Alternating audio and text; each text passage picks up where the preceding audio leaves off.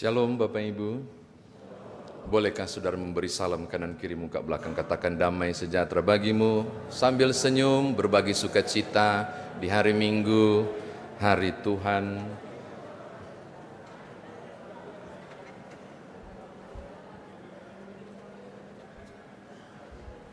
Di sebelah kanan kita ada Bapak Ibu Majelis Sinode, para pendeta dan tim panitia materi persidangan Sinode Raya.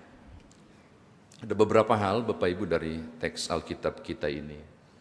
Yang pertama, dua tokoh ini menarik, model perjumpaannya juga menarik antara Elia maupun Elisa. Eliyahu. Allahku adalah Adonai, enggak bisa disebut Yahweh, tapi Adonai. Sementara Elisa itu berarti Allah adalah penyelamatku. Kalau Bapak Ibu mundur di pasal 1 ayat 19, saudara akan menemukan kisah pemanggilan Nabi Elisa dengan model pengurapan yang lain daripada yang lain. Tidak ada penumpangan tangan, tidak ada penuangan minyak, atau penabisan tertentu untuk meneguhkan, karena dalam tradisi perjanjian lama ada 3 jabatan yang diurapi, yaitu raja, nabi, dan imam. Untuk Elisa yang ditabiskan atau diteguhkan menjadi imam itu terjadi secara simbolis doang. Elia lewat, dia lagi menggarap ladang, mengendarai salah satu ternak untuk ladang, sisanya yang 11 itu kelompok pekerja yang lain. Nanti lihat di 1 Raja dari pasal 19 ya. Elia cuma lewat baru lempar jubahnya. Entah bagaimana Elisa menafsirkan itu sebagai bentuk pemanggilan. Dia pungut jubahnya dan dia ngomong, Tuan, Adon, Tuan sebentar, gua pamit mama papaku dulu, keluargaku, baru saya ikut engkau. Itu oleh para penafsir disebut sebagai awal mula dia ditabiskan, diteguhkan menjadi seorang nabi. Nanti pada kisah ini digambarkan juga proses urapan yang kedua, ketika simbol jubah itu dia dapat juga waktu jatuh yang tidak kita baca. Ini yang pertama. Yang kedua Bapak Ibu, mari kita lihat ke dalam teks, ada beberapa kata yang perlu diterjemahkan kembali untuk membuat kita mengerti bagian-bagian ini. Yang pertama, tolong lihat ayat yang kedua, ada istilah Betel, itu bukan di sekitar Yordan Bapak Ibu, tapi Betel itu ada di daerah Gilgal dan bukan di daerah Yordan, karena dia menggunakan kata ayat yang kedua, tolong lihat. Lalu pergilah mereka.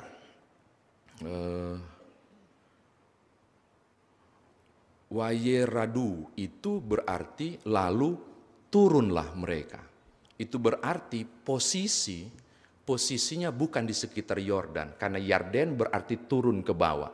Maka berarti mereka ada di atas. Berarti Betel yang dimaksud itu bukan di sekitar Betel yang biasa ditahu dalam perjanjian lama. Karena mereka turun, jadi cukup jauh. Karena ada paling tidak ada 3 kali perhentian untuk penyembahan dan ibadah khusus yang dibuat oleh Elia sebelum dia naik dinaikkan atau diangkat. Jadi mereka turun. Maka Betel yang dimaksud adalah tempat yang lebih tinggi yang bukan di sekitar dataran sungai Yordan itu. Ini yang kedua.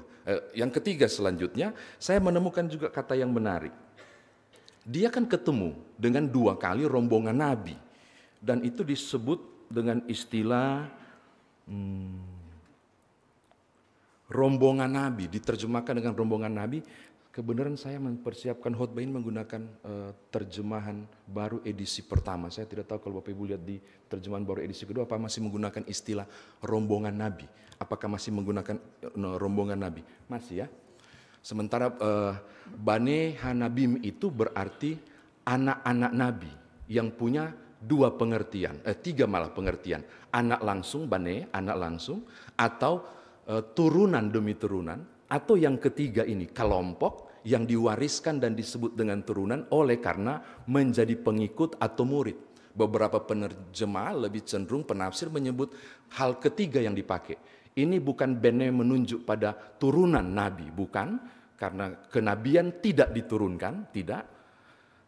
Tetapi menunjuk pada murid atau rombongan murid. Maka diduga cukup kuat bahwa Yang ditemui oleh Elisa dan Elia pada waktu itu adalah kelompok orang yang sedang belajar pada nabi, pada posisi status muridnya nabi. Oh, nabi ternyata mengalami pemuritan. Saya cari beberapa buku tafsir, ya ada. Berhubungan dengan apa? Mereka yang nanti jadi PNS. Di mana? Di kerajaan. Disebutlah kemudian nabi kerajaan. Bukan nabi yang profet yang langsung dipanggil oleh Tuhan. Kepentingannya di situ. Jadi orang-orang yang terpelajar, yang belajar tentang beberapa pengertian berjumpa. Jadi bukan rombongan nabi, belum rombongan itu, belum nabi itu, baru para murid-murid di situ.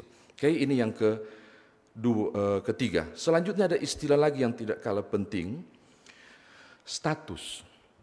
Sejak dia terima 1 Raja-Raja 19 ayat 19 waktu dilemparkan untuk terima jadi seorang nabi, relasi apakah yang terjadi antara Elisa dan Elia?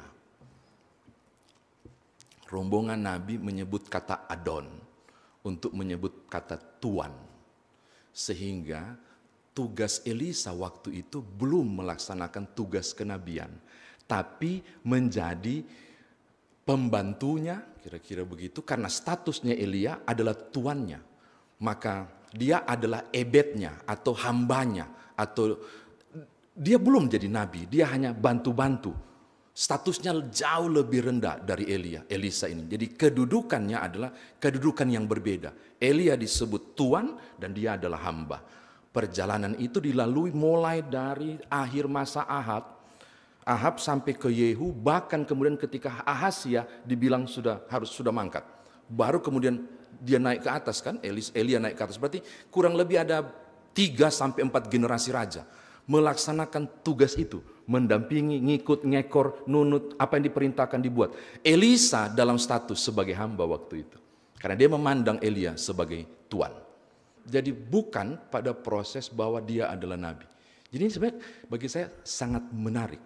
Lalu baru masuk ke teks ketika 3 kali perhentian dan 2 kali perintah. Saya mau ke Betel, kau tunggu di sini. Enggak usah ikut. Saya mau ke Yeriko, kau diam di sini, enggak usah ikut. Saya ke Yordan, kau diam di sini, enggak usah ikut. 2 kali dia jawab dengan tegas. Demi Tuhanku, kalimat menarik. Demi Tuhanku dan demi Tuhanku yang hidup dan demi hidupmu sendiri. Jadi 2 hal. Demi Tuhanku yang hidup dan demi hidupmu sendiri, aku sekali-kali tidak meninggalkan engkau. 2 kali diminta untuk pergi, diminta untuk tidak ikut, stay di sini, saya mau melanjutkan perjalanan. Beberapa penafsir mengatakan seakan-akan Elia ingin terangkat sendiri tanpa disaksikan. Bukan, agak sulit menafsirkan bagian itu, tetapi yang masih mengatakan dia nggak boleh ikut.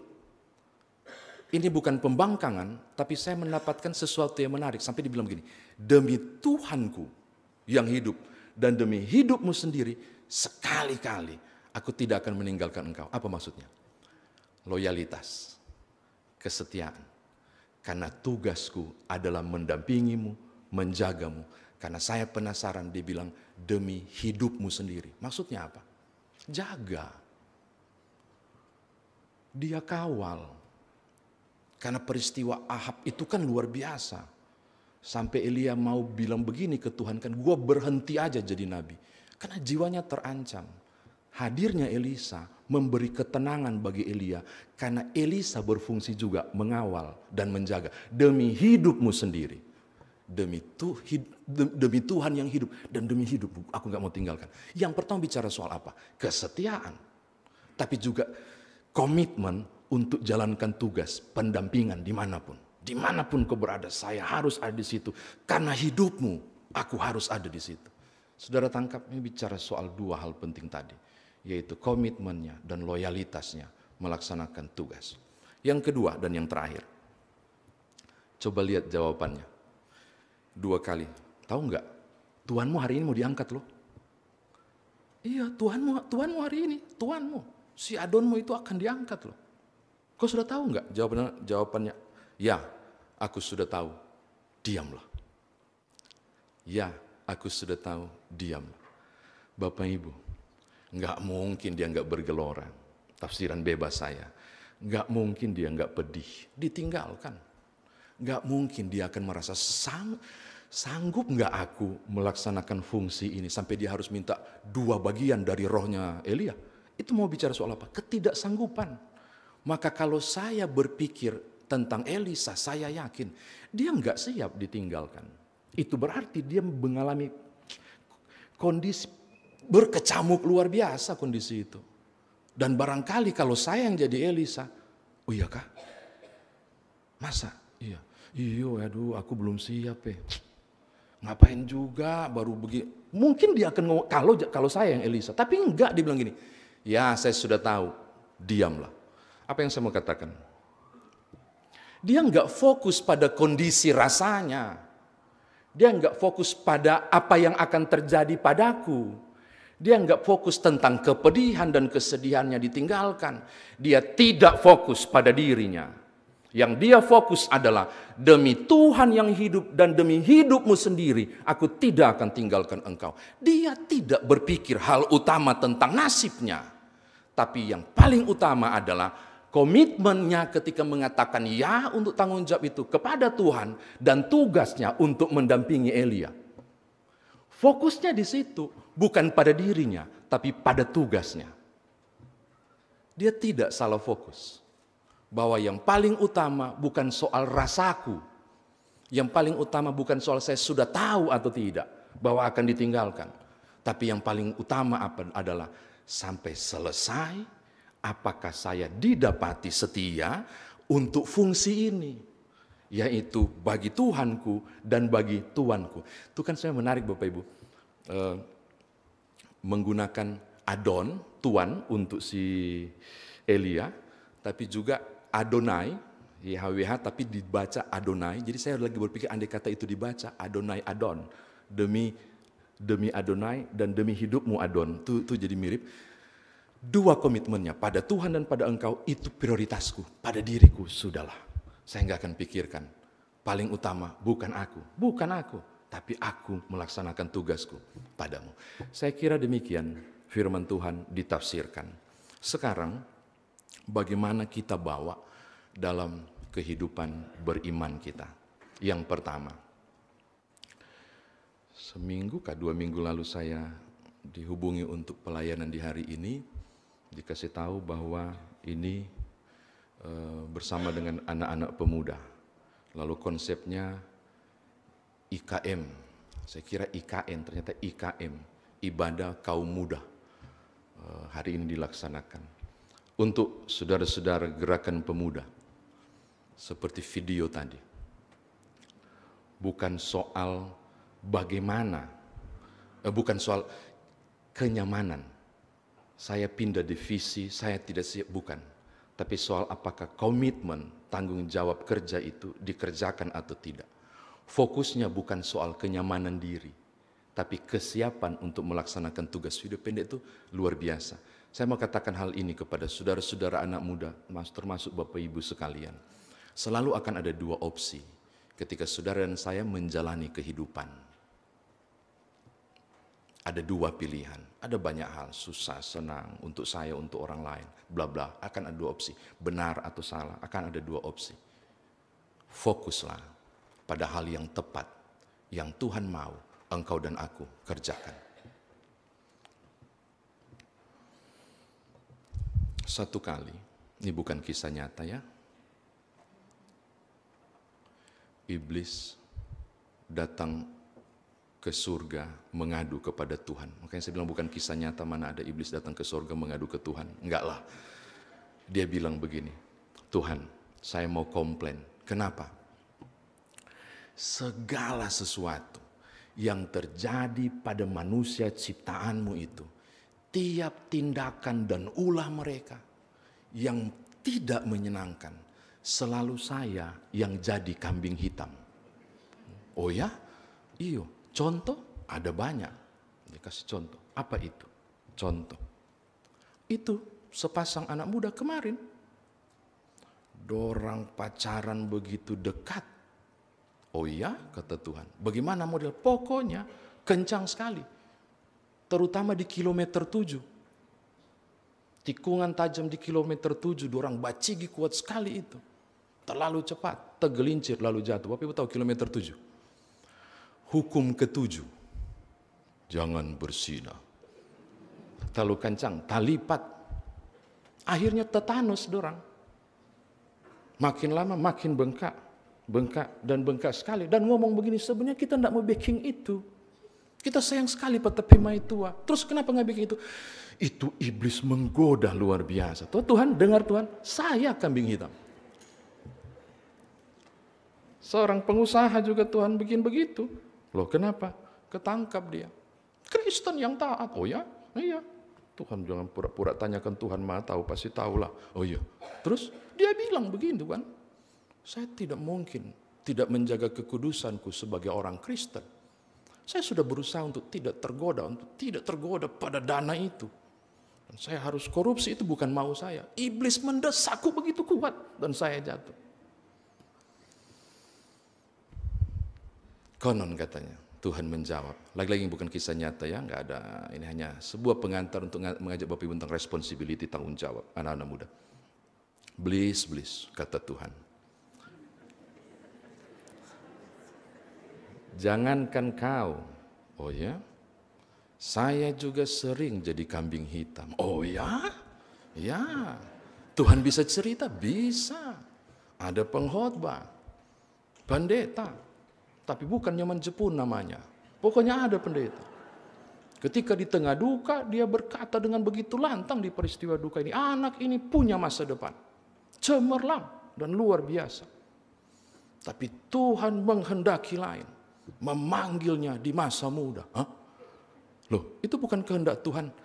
Dia ngebut kok 120 km di tikungan tajam, siapa tidak mau mati? Kenapa ditanyakan saya? Mungkin cerita ini tidak masuk di akal, tapi saya mau katakan responsibility itu penting dalam hal ketika kita mau bicara soal fokus pada apa? Pada kerja yang cemerlang, pada pilihan yang tepat, pada tanggung jawab yang dipercayakan. Elisa memilih itu. Dan dia harus mempertanggungjawabkan itu. Dia pikir ke depan. Karena itu bukan tentang aku, tapi tentang tugasku dan tentang kerjaku. Amin. Ini hal pertama. Yang kedua, saya dari tadi nggak mau lihat-lihat ke kanan, karena mau lihat-lihat Ibu pendeta, Ibu Seku dan seterusnya. Bapak Ibu di panitia materi, Bapak Ibu tidak mudah tanggung jawab yang beliau terima ini. Karena ke depan apapun yang dihasilkan ini, salah satunya sekian persen adalah tanggung jawab kerja yang harus dilaksanakan. Dan itu tidak mudah. Banyak profesi yang saya lihat sedang duduk di sini selain pendeta. Dan membagi waktu, situasi, dan semangat kerja tidak mudah di tengah panggilan khusus untuk menggumuli dokumen demi dokumen. Ini bukan curhat karena saya juga masuk di panitia ya, bukan. Cuma mau bilang, wow itu tidak mudah bagi waktu. Nggak mudah loh. Dan beberapa hal-hal pertemuan demi pertemuan harus dilakukan. Tapi saya percaya dalam semangat tanggung jawab yang Tuhan berikan ketika kita fokus pada fokus yang tepat, kita akan mampu mengerjakan dengan gemilang. Aku sudah tahu, diamlah. Saya tidak mau bicara tentang saya, tapi saya mau bicara tentang gereja ini yang Tuhan percayakan. Mungkin dengan semangat itu, Bapak Ibu kita semua. Tapi dorang tidak bisa kerja maksimal kalau kita tidak menopangnya dalam doa. Makanya hari ini diperkenalkan dalam ibadah. Saya baru tahu tadi sore pas buka SK, oh ada undangan ini. Nggak mungkin Bapak Ibu, tidak akan maksimal. Sehebat apapun, sebrilian apapun, sefokus apapun, kemampuan kerja ini diberikan, dipersembahkan oleh Bapak Ibu di sebelah kanan kita ini. Tapi kalau kita tidak topang, makanya dibawa ke sini untuk diperkenalkan, tolong bawa dalam doa. Agar ke depan di 2025 banyak hal besar terjadi untuk masa depan gereja ini. Lalu dengan tersenyum, kita bisa berkata seperti Elisa, Bapak, aku lihat lu naik.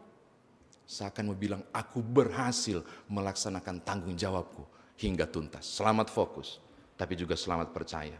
Tuhan mengawal gereja ini dan memampukan Bapak Ibu fokus untuk kemuliaan nama Tuhan. Haleluya. Amin.